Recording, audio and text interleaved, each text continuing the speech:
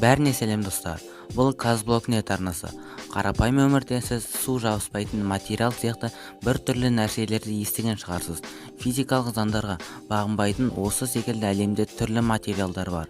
Жер планетасы, тіпті барлық әлем физикалық заңдар бойынша жұмыс істесе, мына заттарды физика заңымен түсіндіру қиындау. Мысалға алғанда, сіз тиіп кетсе жарылатын ұнтақ, ауадан да жұмсақ нәрсе деген сияқты ғажайып нәрселерді естіп көрдіңіз бе?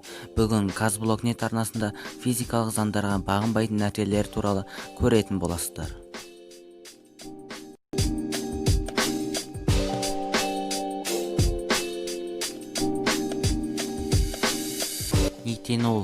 Нитинол негізінен ақш-тың теңіз артериялық лабораториясында ойлап табылған болатын.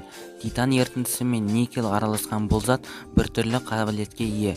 Бұлайша айтқанда, бұл материал бастапқы формасына қайта келе алады. Қазіргі химияда оны интерметаллит ретінде қарастырады. Толығырақ мына видеодан түсіне аласыздар. Мысалға алғанда, нитинолдан жасалған скрепканы 40 градустан жоғары қыздырылған суға түзетіп тастап салсақ, ол бастапқы скрепка формасына қайтадан келеді. Бұлай алғанда, сіз оны 40 градус температурада түзетіп түрлі формаларға келтіре аласыз. Ал бірақ 40 градустан жоғары температурада ол бастапқы формасына қайтадан оралып кетеді. Қазіргі таңда нитинолды қай салада қолдануға болады жөнінде ойланып жатыр. Калий Менделеев кестесіндегі 13-ші топқа жататын элемент. Түсі сұр ақ болып келетін бұл металл өте жұмсақ келеді. Мұның ерекшелігі оның еру температурасында. Еру температурасы 29 градус Цельсийді құрайды. Яғни алақанға салған кезде бұл қатты металл жаймендеп еруін бастайды. Кәдімгі балмұздақ сияқты. Егер калийдан жасалған қазықты қайнап тұрған суға салсақ, калийдің ерекшелігін бірден байқай аласыздар. Калийді ашқан француз ғалымы Эмиль Лекок калий деген атауды өзінің туған жері Галлияға байланысты қойған. Қазіргі таңда калийді медицинада, электроникада, лазерлер жасауда және ұялы телефондар жасау кезінде қолданады. Гидрофобиялық материалдар. Гидрофобиялық материалдар негізінен бұрынырақта тек лабораторияларда қолданылып келген болатын. Қазіргі таңда бұл материалдар адамдар арасында кең таралып кеткен. Жай ғана гидрофобты спрей немесе май сатып алып, киіміңізді немесе аяқ киімге сепсеңіз, киіміңіз су өткізбейтіндей болады. Негізінен бұл материалдар мұхит суларын тазартуда қолданылады.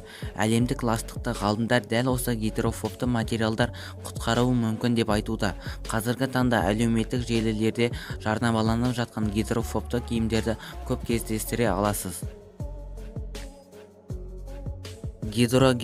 Гидрогель температураға немесе сұйықтыққа өз пішінін және салмағын көбейтетін материал. Қазіргі таңда өте көп сұранысқа ие. Себебі бұндай шариктерді AliExpress сияқты интернет дүкендерден сатып ала аласыздар.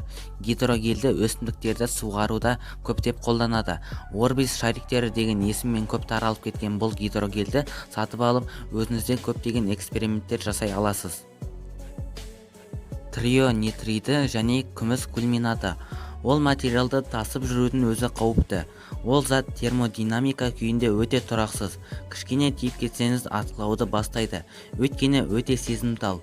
Бұл нәрсені кәдімгі дүкендерде немесе дәріханаларда сатып ала алмайсыз. Өйткені өте қауіпті.